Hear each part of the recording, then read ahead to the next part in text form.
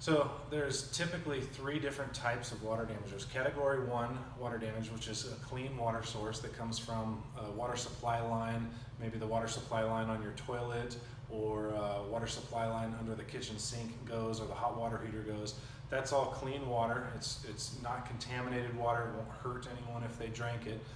Basically, what we do in a category 1 water damage loss is we can come in and extract the water. If we get there within the first 24 hours, generally we can save all the building materials. So the carpet can be saved, we can dry everything in place, we save a lot of drywall, the baseboards, wood floors, whether it's engineered or pre-finished wood floors can be saved. So time is of the essence on a category 1 water loss.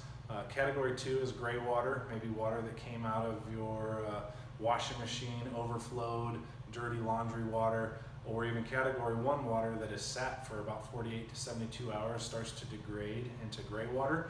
At that point, after 2 or 3 days, we can dry all the structural materials in place and save all those materials without doing any demolition, but we would have to remove the padding under the carpet.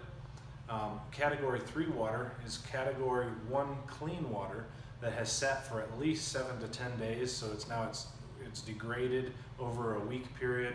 It's grossly contaminated water. A lot of bacteria starts to grow, mold starts to grow.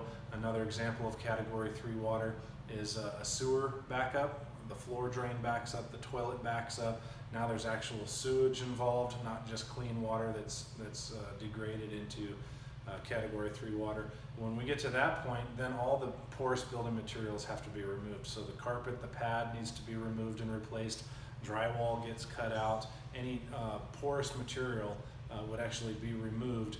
Then we would power wash and clean the affected area and use a disinfectant spray called a biocide to kill any remaining bacteria, dry the structural materials, and then reconstruction can begin after that.